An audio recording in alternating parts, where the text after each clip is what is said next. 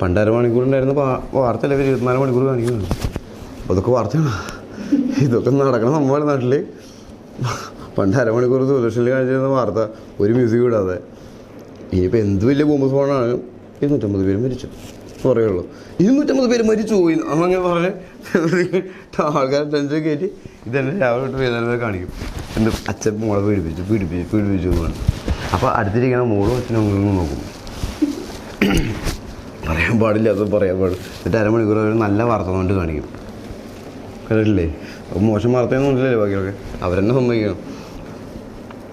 അപ്പോൾ ഇതിൻ്റെ ഇടയിലൊക്കെ സിനിമയുടെ മെറ്റീരിയൽസ് വെച്ചിട്ടാണ്. അപ്പോൾ ഈ സിനിമ ഒരാൾ ഉണ്ടാക്കുമ്പോൾ അത് മെറ്റീരിയലായിട്ട് വേറെ കുറേ പേര് യൂസ് ചെയ്യുന്നുണ്ട്.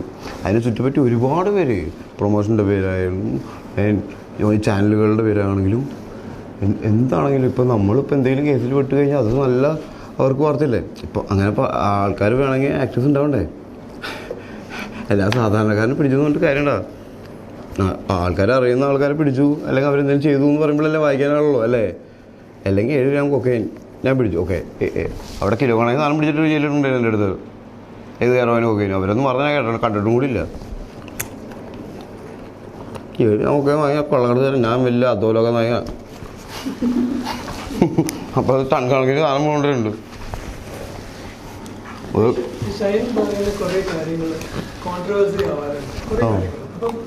എനിക്ക് പേഴ്സണലി തോന്നിയിട്ടുള്ളതെന്ന് വെച്ച് കഴിഞ്ഞാൽ ഒരു മനസ്സിൽ തോന്നിയത് സത്യസന്ധമായിട്ട് പറയുന്ന ഒരാളാണെന്നാണ്. പക്ഷേ ഈ സത്യം പറയുന്നത് സൊസൈറ്റിക്ക് അത്ര ഇഷ്ടമുള്ള കാര്യമല്ല അല്ലല്ലോ. അപ്പോൾ ഷൈന് തോന്നിയിട്ടുണ്ട് എന്നെ മനസ്സിലാക്കിയിട്ടുള്ള ആൾക്കാരിന് ഏറ്റവും കൂടുതൽ മിസ്അണ്ടർസ്റ്റുഡ് ഒരു മനുഷ്യനാണെന്ന് തോന്നിയിട്ടുണ്ട്. ഇല്ല, നമുക്ക് മുന്നിലുള്ള എല്ലാവരും കൊന്നിട്ടില്ലേ? ഗാന്ധിനെ കൊന്നില്ലേ? ആ രാജ്യത്തിന് വേണ്ടി സ്വാതന്ത്ര്യം നേടി കൊന്നു. ഒരു രാജ്യത്തിന് വേണ്ടിയിട്ട് ഒരാൾ സ്വാതന്ത്ര്യം നേടി കൊടുക്കുന്നു. അയാൾ ആ രാജ്യക്കാരനെ കൊല്ലുന്നു. എനിക്ക് ദുഃഖിക്കേണ്ട ആരുണ്ടാ? ഉണ്ടാ? ഒരാൾ ഒരു രാജ്യത്തിന് ജനങ്ങൾക്ക് വേണ്ടി വരുന്നു. അയാൾ ആ ജനങ്ങളാൽ വധിക്കപ്പെടുന്നു കുരിശിൽ. എനിക്ക് ദുഃഖിക്കേണ്ട ആരുണ്ടാ? അങ്ങനെ ആരെടുത്തു? ലിബിയുടെ കാര്യം എടുത്താൽ ആ രാജ്യത്തെ ആൾക്കാർക്ക് വേണ്ടി ബാധിച്ചു. ആ നാട് നിർത്തിയില്ലേ? എനിക്ക് ദുഃഖിക്കേണ്ട കാര്യമുണ്ടാ? എന്താ? അങ്ങനെ നമ്മുടെ നാട് നന്നാക്കാനും അല്ലെങ്കിൽ ഈ നാടിന് വേണ്ടി പ്രവർത്തിച്ചവരെല്ലാവരെയും കൊന്നിട്ടുണ്ട് ഇല്ലേ? എന്നിട്ട് എന്താ ചെയ്യുക? ആ കൊന്നവർ അയാളുടെ ഫോട്ടോ എടുത്ത് വെച്ച് മാലയിടും. എന്താ പരിപാടി തുടങ്ങും? അതല്ലേ ക്രിസ്തുവിനെ കൊന്നവരാ? ഇന്ത്യക്കാരല്ലല്ലോ. ക്രിസ്തു ജനിച്ച് നടത്ത ആൾക്കാർ അവിടെ ഭരിക്കുന്നവരല്ലേ? ക്രിസ്തു ദൈവപുത്രനാണെന്ന് പറയുന്ന ലോകം രക്ഷിക്കാൻ വരുന്നു. ലോകം രക്ഷിക്കാൻ വന്നിട്ട് പുള്ളി അവിടെ വന്നിട്ട് എന്ത് ചെയ്യണം? ആ നാട്ടിലുള്ള ആൾക്കാരോട് പറയുന്നു, നിങ്ങൾ ദൈവത്തിനെ ഡയറക്റ്റ്ലി വിളിക്കൂ, അതിൻ്റെ ഇടയിൽ ആർക്കും കാശും കൊടുക്കണ്ട, ഇതും അടയ്ക്കേണ്ടെന്ന്. ആ കാശ് കൊടുക്കണ്ടെന്ന് പറയുന്ന സമയങ്ങളിൽ കാശ് വാങ്ങുന്ന ആൾക്കാർക്ക് പേടിക്കാമല്ലോ. കാരണം അവർക്കുള്ള വരുമാനം നിൽക്കില്ലേ? അപ്പോൾ അവരെന്ത് ചെയ്യും? അവരെ അങ്ങോട്ട് കൊല്ലും അയാളെ ഇല്ലേ? അല്ലാതെ വേറെ നിവൃത്തിയില്ല. അല്ലെങ്കിൽ കണ്ട ആൾക്കാരൊക്കെ ഡയറക്റ്റ്ലി ഇത്ര ബോധത്തോടെ അവരുടെ അടുത്തേക്ക് പോകാതെ ദൈവത്തിൻ്റെ അടുത്തേക്ക് പോയി കഴിഞ്ഞാൽ എന്ത് ചെയ്യാനാ? കൊന്നു കഴിയുമ്പോൾ അവരെന്താ വിചാരിക്കണത്? ഇത്രയും ആൾക്കാർ വിശ്വസിക്കുന്നില്ലേ? എന്നാൽ നമ്മൾ നമുക്ക് ആരാധിക്കാം, ദൈവമാക്ക പുള്ളീനെ. അതുകൊണ്ട് നമുക്ക് വെട്ടിയിട്ട് കാശ് വരികയാണ്, കാശ് വരില്ലേ? അല്ലെങ്കിൽ പിന്നെ ഇവിടെ ഇടുന്ന 1 രൂപ നാളെ ഇങ്ങനെ റോമിലേക്ക് എത്തണം. ട്രാൻസ്പെറന്റ് ആയിട്ടുള്ള ഒരു വ്യക്തിയാണ്. എന്ത് മനസ്സിൽ വരുന്നു അത് പറയുന്ന വ്യക്തിയാണെന്നുള്ള രീതിയിലാണ് എല്ലാവരും കണ്ടിരിക്കുന്നത്.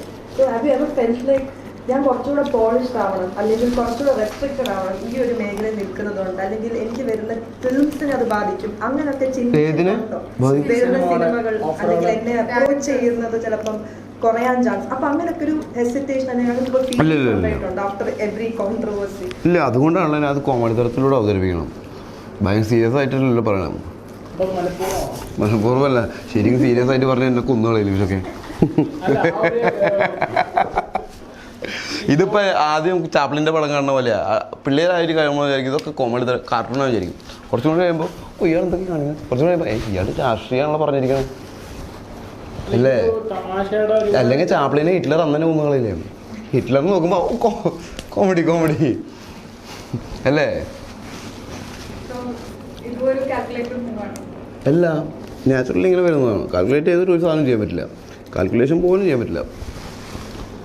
നമ്മൾ ഇങ്ങനെ വരുന്ന സമയത്ത് നമ്മളത് തിങ്ക് ചെയ്തിട്ടുണ്ടാക്കുന്നതാണ് അങ്ങനെയൊക്കെ. അതിന് വേണ്ടി ചെയ്യണതല്ല ഒന്നും, അതിന് വേണ്ടി ചെയ്യാൻ പറ്റില്ല. നമ്മളെല്ലാം സമാധാനിക്കുന്നതാണ് ഇങ്ങനെയൊക്കെ ആലോചിച്ചത്. ഇങ്ങനെയൊക്കെ ആയിരിക്കാം എൻ്റെ നാച്ചുറലായിട്ടുള്ള പരിപാടികൾ. ഒരു സാധനം നമുക്ക് ഭയങ്കര ഗൗരവത്തിലും സീരിയസിലും നമ്മളൊരാളോട് പറയുമ്പോൾ അതിന് ഗൗരവ സ്വഭാവം വരികയും നമ്മൾ തമാശയിലൂടെയും അല്ലെ കോമാളിത്തരത്തിലൂടെയും പറയുകയോ ആ കാര്യം ആൾക്കാർ ശ്രദ്ധിക്കാതെ പോവും. നമ്മുടെ ഗോഷ്ഠിത്തരത്തിനെ കുറിച്ച് ചർച്ച ചെയ്യുകയും അതിനെ കളിയാക്കുകയും ചെയ്യും. ഇനി അതും തിങ്ക് ചെയ്യേണ്ട ആൾക്കാർ അത് തിങ്ക് ചെയ്തോളും. എല്ലാവരും തിങ്ക് ചെയ്താലും നമുക്ക് വർക്കാവില്ലല്ലോ, മനസ്സിലായോ? അങ്ങനെ എല്ലാവരും നന്നായിട്ട് നമുക്കെന്താ കാര്യം? എല്ലാം ഞാൻ പറയാം, എല്ലാവരും ഇപ്പം നമ്മുടെ നാട്ടിൽ ക്രൈം എടുത്തു നോക്കാം. ക്രൈമുകൾ കുറയുന്നതുകൊണ്ട് ആർക്കെങ്കിലും ഗുണമുണ്ടാകും? എത്ര സ്ഥാപനം അടച്ചു കൊണ്ടുവരും? പണിയൊന്നുമില്ലാത്ത കോടതി, പോലീസ് അല്ലേ? അപ്പോൾ ക്രൈം ഉണ്ടായാലല്ലേ ഇവർക്കൊക്കെ വരുമാനം ഉണ്ടാവുള്ളൂ. ആണോ? വക്കീലാവാൻ പഠിക്കുന്നവരൊക്കെ എന്തിനാണ് പഠിക്കണം? നാട്ടിൽ ക്രൈമൊന്നും ഉണ്ടാവരുത്. എല്ലാവരും നല്ല ആൾക്കാരാണ്. എന്ത് മാബലിനെ കൊന്ന്, കളവുമില്ല ചതിയുമില്ല, അങ്ങനെ ഒരു അവസ്ഥ വന്നാൽ അയാളെ കൊന്നു കളയണ്ടേ രാജാവിനെ? നമ്മുടെ എക്കണോമി സ്റ്റക്കായി പോയില്ല സ്ഥലത്ത്. ഹോസ്പിറ്റൽ തുടങ്ങുന്നവരെ എല്ലാവരും പ്രാർത്ഥിക്കണം എന്താ രാവിലെ രോഗികൾ കുറയണേ, ആർക്കും രോഗങ്ങൾ ഉണ്ടാവരുത് എന്നാണോ? എന്തിനാ ഇത്ര MBBS തന്നെ ഏറ്റവും വലിയ പ്രൊഫഷനായിട്ട് നിൽക്കണം? ഇത്രയും കാശ് കൊടുത്ത് പഠിക്കണം എന്താ? രോഗികൾ വരണം, മാരക രോഗങ്ങൾ കൊണ്ട് അവർ വലയണം. അവർ പ്രാർത്ഥിക്കുന്നില്ലെങ്കിലും അങ്ങനെ ആഗ്രഹിക്കുന്നില്ലെങ്കിലും അതുണ്ടാവുന്നതല്ലേ ആ പ്രൊഫഷൻ നല്ലത്. അപ്പം ഒരു സാധനം ഉണ്ടാവാതെ ഇരിക്കണം എന്ന് ആർക്കും ആഗ്രഹമില്ല. ഉണ്ടാവണം എന്ന് തന്നെ ആഗ്രഹം. ഉണ്ടായാലല്ലേ എല്ലാവർക്കും നിലനിൽപ്പുള്ളൂ. എൻ്റെ ട്രാൻസ്പറൻസി അല്ല ഞാൻ പറയണത്. അപ്പോൾ ഇവിടെ നമ്മൾ ഒന്നുമായിട്ട് ഇല്ലാതെയാക്കാൻ നോക്കിയിട്ട് കാര്യമില്ല. ഇതൊക്കെ ഇങ്ങനെ തന്നെ പോവും. ഇതൊക്കെ ഇല്ലാതെയാക്കാൻ വേണ്ടിയിട്ടാണ് എല്ലാതും പ്രവർത്തിക്കുന്നതെങ്കിലും ഇതൊക്കെ പ്രവർത്തിക്കണമെങ്കിൽ ഇതുണ്ടാവണം. അത്ര വൈരുദ്ധ്യമായ ഒരു ലോകത്താണ് നമ്മൾ ജീവിക്കണം, മനസ്സിലായ? അപ്പോൾ ഇതിനൊക്കെ ഇല്ലാതെയാക്കാൻ നോക്കുന്നവർ എന്നെ കണ്ണടയ്ക്കുന്നതുകൊണ്ടാണ് ഇതൊക്കെ ഉണ്ടാവുന്നത്, അല്ലേ? സിനിമ തുടങ്ങുമ്പോൾ എഴുതി കാണിക്കുന്നത് എന്താ? പുക വലിക്കുന്നത്, ലഹരി വസ്തുക്കൾ ഉപയോഗിക്കുന്നത് ശിക്ഷാർഹം. വിൽക്കുന്നവർക്ക് പ്രശ്നമില്ല. ലഹരി വസ്തുക്കൾ ഉപയോഗിക്കുന്നത് ശിക്ഷാർഹം. ഒരാൾ വിൽക്കുന്നതുകൊണ്ടും തറക്കുന്നതുകൊണ്ടല്ല പിള്ളേർ ഉപയോഗിക്കണത്. പിള്ളേർ വീട്ടിൽ നിർത്തിട്ട് ഉപയോഗിക്കണമല്ലോ, ഉപ്പുമുളകൊന്നുമല്ലല്ലോ. അപ്പോൾ ഇത് നാട്ടിൽ ഇറക്കണവർക്ക് ഇല്ലാത്ത കുറ്റം എങ്ങനെ വലിക്കണവർക്ക് ഉണ്ടാവുക? അതാ ഞാൻ പറഞ്ഞത്, നാട്ടിൽ കിട്ടണ സാധനമൊക്കെ തന്നെയാണ് അടിക്കണത്, അല്ലാതെ ഞാൻ വീട്ടിൽ ഉണ്ടാക്കണമല്ലോ. അപ്പോൾ നമ്മളൊരു സാധനം ഇല്ലാതെയാക്കണമെങ്കിൽ അതെവിടെ നിന്ന് വരുന്നു, ആരിറക്കുന്നു, അതില്ലാതെയാക്കണ്ടേ? അതിറക്കാതെ പിള്ളേർ വാങ്ങി വലിച്ചവരെ പേടിപ്പിച്ചൊരു കാര്യം ഉണ്ടാകും. അപ്പോൾ അതാ വേണം, നമ്മുടെ നാട്ടിലൊരു സാധനം ഇല്ലാതെയാവണമെങ്കിൽ അത് വിചാരിക്കേണ്ടവർ അങ്ങനെ വിചാരിക്കണം. അവരെ കൊണ്ട് വിചാരിക്കാനും പറ്റില്ല, അങ്ങനെ നടക്കില്ല.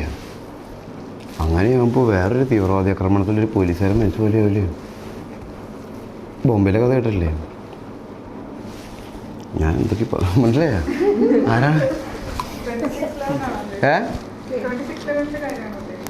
അത് താജില് ആരൊക്കെ മരിച്ചതില് തീവ്രവാദി ഒന്ന് അറ്റാക്ക് ചെയ്ത് പോയല്ലേ? കൊല്ലണ്ടവരൊക്കെ ഒന്ന് പുള്ളി അതിൻ്റെ കുറച്ച് നാട്ടുകാരി. ഞാൻ ചോദിക്കുന്നത് വളരെ റിലവൻ്റ് ആയിട്ടുള്ള കാര്യങ്ങളാണ് സംസാരിക്കുന്നത്. ഇങ്ങനത്തെ ഇമ്പോർട്ടൻ്റ് ആയിട്ടുള്ള വിഷയങ്ങൾ ചർച്ച ചെയ്യണം, അതിന് നാച്ചുറലി വരുന്നതാണ് ഷൈനിന്. ഇത് ഞാൻ മാത്രമല്ല എല്ലാവരും ചർച്ച ചെയ്യുന്ന കാര്യമാണ്. അത് സീരിയസ് ആയിട്ട് അവതരിപ്പിച്ച ആളുകൾ ഡിസ്മിസ് ചെയ്യുന്നുള്ളത് കൊണ്ടാണോ ഇങ്ങനെ? സീരിയസ് ആയിട്ട് മനഃപൂർവ്വമല്ല, ഇത് എൻ്റെ ശൈലിയായിരിക്കാം ചിലപ്പോൾ. കുറച്ച് നേരം മുമ്പ് ഷൈൻ എങ്ങനെയായിരുന്നു ആ ഷൈൻ അല്ല നമ്മളിപ്പോൾ വീട്ടിലൊരു പുതിയൊരാൾ വരുമ്പോൾ എങ്ങനെ തലകുത്തി മറിയണ കൊച്ചാണെങ്കിലും ആദ്യം മുക്കിൽ കയറിയിരിക്കില്ലേ, കുറച്ച് കഴിയുമ്പോൾ അയാളുടെ തലയിൽ കയറിയിരിക്കും. അതങ്ങനെ നാച്ചുറലി അങ്ങനെയേ സംഭവിക്കുള്ളൂ. പെട്ടെന്ന് ഒരു സ്ഥലത്ത് കയറി നമുക്കൊന്നും, പിന്നെ നിങ്ങളൊക്കെ ആദ്യമായിട്ടാണ് കാണുന്നത്. പക്ഷെ നമുക്ക് സിനിമയിൽ അഭിനയിച്ച എക്സ്പീരിയൻസ് എന്ന് പറയുന്നത് അങ്ങനെ ഒരു പരിചയമില്ലാത്ത ലൊക്കേഷനിൽ കയറി നിന്നിട്ട് നമ്മൾ പെർഫോം ചെയ്യണം.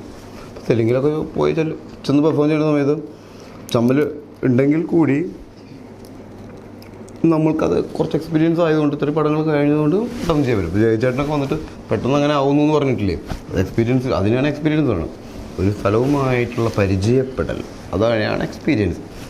അതാണ് നമ്മൾ ഓരോ പടം കഴിയും തോറും നമുക്ക് കിട്ടുന്നത്.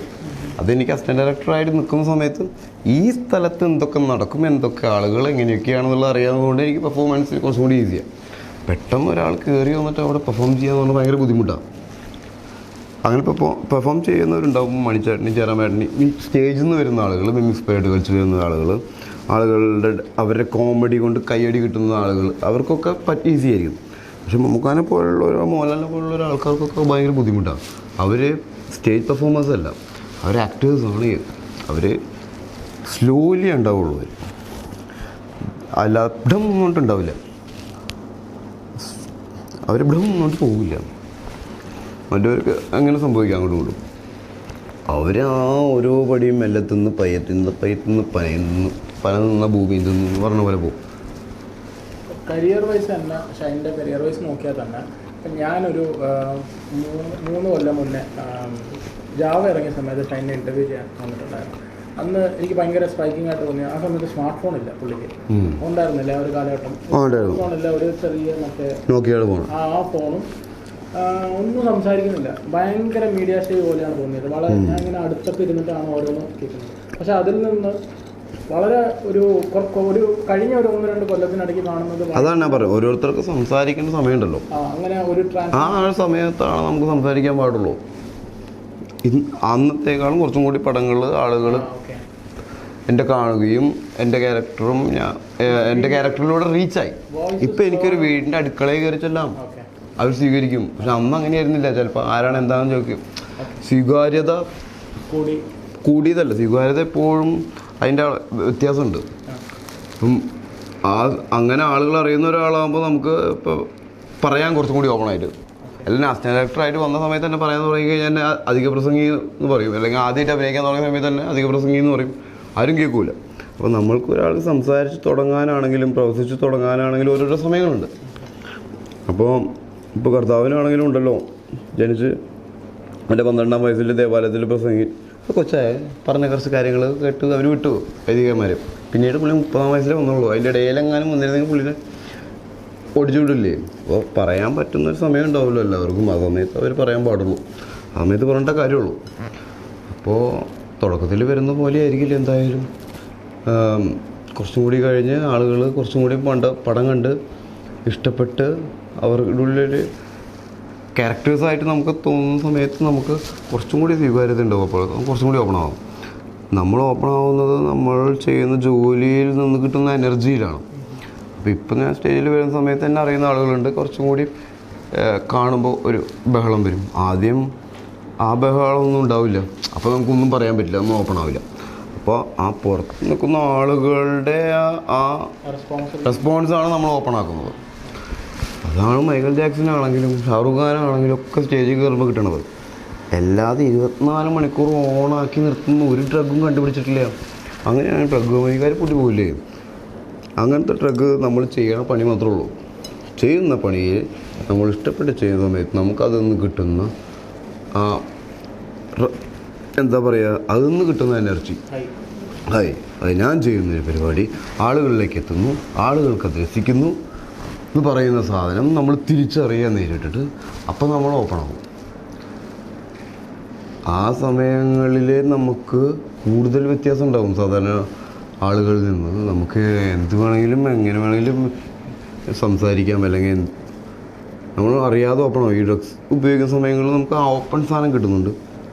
പക്ഷെ അത് സ്ഥിരമായിട്ട് കിട്ടില്ലല്ലോ, അതതിന് ഉപയോഗിക്കണം. അല്ലാതെ വരുന്നത് നമ്മൾ ചെയ്യുന്ന ജോലിയിൽ നിന്നുള്ളതാണ്. നമുക്ക് ചെയ്യാൻ നാളെയും ജോലിയുണ്ട്, നമുക്ക് നല്ല നല്ല പടങ്ങളുണ്ട്, അല്ലെങ്കിൽ നല്ല നല്ല ക്യാരക്ടേഴ്സ് ഉണ്ട്, ആളുകൾക്ക് ഇഷ്ടപ്പെടുന്നുണ്ട്, ആളുകൾക്ക് ഇഷ്ടപ്പെടും എന്ന് പറയുന്നതൊക്കെയാണ് നമ്മളെ എന്ത് സാധനം മൈൻഡിൽ വർക്ക് ചെയ്യണമല്ലോ. ഇതൊക്കെ മൈൻഡിൽ വർക്ക് ചെയ്യും. നമ്മളിപ്പോൾ സെക്സിൻ്റെ കാര്യം തന്നെ എടുത്തു, ഏറ്റവും വലിയ എനർജി ഉണ്ടാവുന്നത് സെക്സിൽ നിന്നാണ്. ഒന്നും വേണ്ട, ജീവൻ ഉണ്ടാവുള്ളൂ. നമ്മളൊക്കെ ഉണ്ടായി വന്നിട്ടുള്ളത് ആ പ്രവൃത്തിയിൽ നിന്നാണ്. ഉണ്ടായതിനു ശേഷം നമ്മളതിനെ മോശമായിട്ട് കാണെങ്കിലും എല്ലാവരും ഇപ്പോഴും ഉണ്ടാവണം. അതൊന്നും വേറൊരു മാർഗ്ഗം ഉണ്ടായിട്ടില്ലല്ലോ. പുറത്തെടുത്ത് അത് ഉണ്ടാക്കുകയാണെങ്കിലും അത് ഉണ്ടാവണ്ടേ, അതല്ലാതാണ് ദ്രവങ്ങൾ ഉണ്ടാവുള്ളൂ.